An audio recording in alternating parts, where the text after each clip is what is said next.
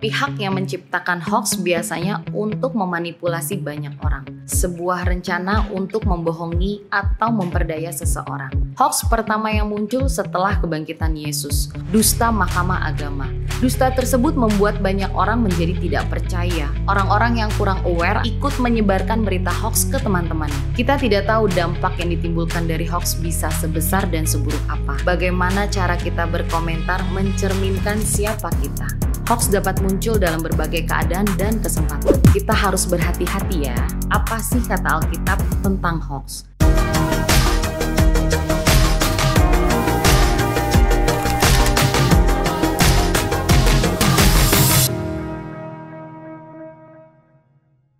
Halo, Shalom. Apa kabar teman-teman? Kembali lagi bersama saya Hana. Di sini kita mau cari tahu apa sih kata dunia versus Alkitab. Nah, saya mau tanya nih, teman-teman pernah nggak sih dapat pesan di WhatsApp atau sosial media yang ternyata isinya bohong alias hoax? Kadang-kadang pesannya itu ada tulisan, teruskan berita ini kepada 5 orang, maka Anda akan mendapatkan keberuntungan. Atau bisa juga cuma berita yang ternyata nggak benar. Coba gimana perasaan teman-teman saat dapat hoax? Mungkin ada yang jadi kesal, cemas kalau hal yang disampaikan akan terjadi, dan lain-lain. Hari ini kita mau fokus untuk pelajari apa sih kata Alkitab tentang hoax. Kira-kira ada nggak ya kisah di Alkitab mengenai ini? Yuk tonton video ini sampai habis ya. Menurut Cambridge Dictionary, hoax adalah a plan to deceive someone, sebuah rencana untuk membohongi atau memperdaya seseorang.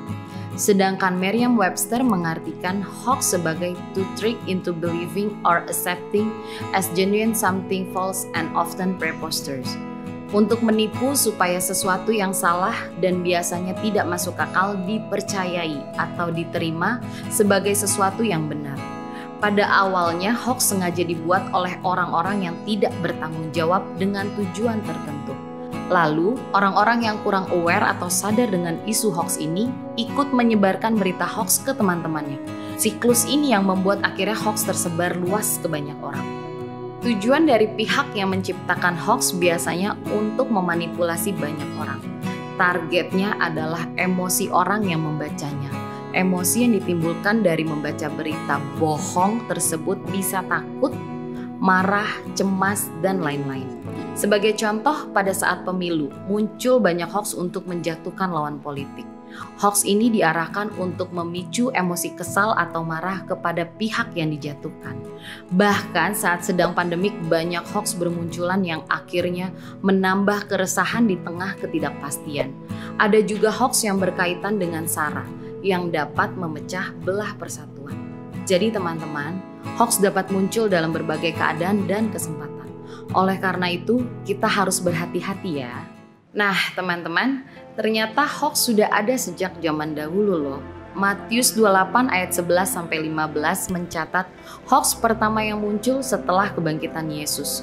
Coba teman-teman cek perikopnya deh. Bahkan dari judul perikopnya sudah jelas, yaitu dusta Mahkamah Agama. Dalam kisah ini diceritakan bahwa setelah mendengar berita mengenai kebangkitan Yesus dari para serdadu yang bertugas menjaga kubur Yesus, para imam kepala langsung kebakaran jenggot dong. Mereka segera mengatur rencana untuk menyuap para serdadu tersebut dengan sejumlah uang supaya mereka menyebarkan kabar bohong bahwa tubuh Yesus dicuri oleh murid-muridnya. Dan cerita itu akhirnya tersebar di antara orang Yahudi. Mereka tidak menyangkal bahwa Yesus mati dan dikuburkan, karena kedua hal tersebut merupakan fakta yang tidak bisa mereka sangkal. Ada begitu banyak orang menyaksikannya dan berita mengenai peristiwa tersebut viral pada masa itu. Tetapi fakta mengenai kebangkitan Yesus mereka putar balikan dan kemudian mereka sebarkan berita dusta. Dusta tersebut membuat banyak orang menjadi tidak percaya sehingga tidak dapat menikmati karya keselamatan yang Yesus berikan. Jauh sebelum itu, ternyata Alkitab mencatat mengenai hoax pertama di dunia yang dampaknya benar-benar luar biasa. Bahkan sampai sekarang semua manusia harus menanggung akibatnya. Ada yang bisa tebak? Yap, Hawa. manusia yang termakan hoax dari si ular alias iblis, yang memutarbalikkan fakta sedemikian rupa mengenai hubungan Allah dengan manusia. Lalu Hawa meneruskan hoax tersebut kepada Adam. Soalnya populasi di Taman Eden cuma mereka berdua guys. Coba zaman now pasti udah nyebar ke grup WhatsApp keluarga, teman, kantor, teman gereja, dan lain-lain. Balik lagi, akibatnya Adam dan Hawa diusir dari Taman Eden dan semua manusia harus menanggung akibatnya. Wah, ternyata hoax itu sangat berbahaya ya. Jadi, gimana dong supaya kita tidak mudah termakan dengan hoax? Apalagi kalau sampai ikut menyebarkannya. Karena dalam Keluaran 23 ayat 1 dikatakan, janganlah engkau menyebarkan kabar bohong. Janganlah engkau membantu orang yang bersalah dengan menjadi saksi yang tidak benar. Ada 3 hal nih yang sebaiknya kita lakukan ketika berhadapan dengan masalah ini. Pertama, dalam Amsal 25 ayat 7b sampai 8a dikatakan, apa matamu lihat, jangan terburu-buru kau buat perkara pengadilan. Jika mendapatkan atau mendengar berita baru, biasakan saring sebelum sharing. Pastikan terlebih dahulu kebenaran berita tersebut. Teman-teman bisa cari tahu dari sumber-sumber yang dapat dipercaya dari internet seperti website resmi, berita, ataupun jika menyangkut seseorang yang dikenal, bisa tanya langsung ke orang tersebut. Ingat, berpikir dahulu sebelum bertindak. Jangan buru-buru seperti yang ditulis dalam Amsal 13 ayat 16. Orang bijaksana berpikir dahulu sebelum bertindak. Orang bodoh mengobrolkan kebodohannya. Kedua, berhati-hati dengan judul yang provokatif, bahkan jika itu menyerang pihak yang berbeda pandangan dengan kita. Dalam Amsal 17 ayat 27 tertulis, orang yang berpengetahuan menahan perkataannya, orang yang berpengertian berkepala dingin. Biasakan berpikir jernih, tahan komentar sampai kita tahu benar-benar kebenarannya. Bahkan ketika kita sudah mengetahui kebenarannya, bijaklah dalam berkomentar. Karena bagaimana cara kita berkomentar mencerminkan siapa kita. Terakhir, yang ketiga, kita harus mengontrol pikiran kita. Dalam Filipi 4 ayat 8 dikatakan, jadi akhirnya saudara-saudara, semua yang benar, semua yang mulia, semua yang adil, semua yang suci, semua yang manis, semua yang sedap didengar, semua yang disebut kebajikan dan patut dipuji, pikirkanlah semuanya itu. Kita belajar untuk menyaring hal-hal yang di luar ini semua untuk tidak masuk dalam pikiran kita.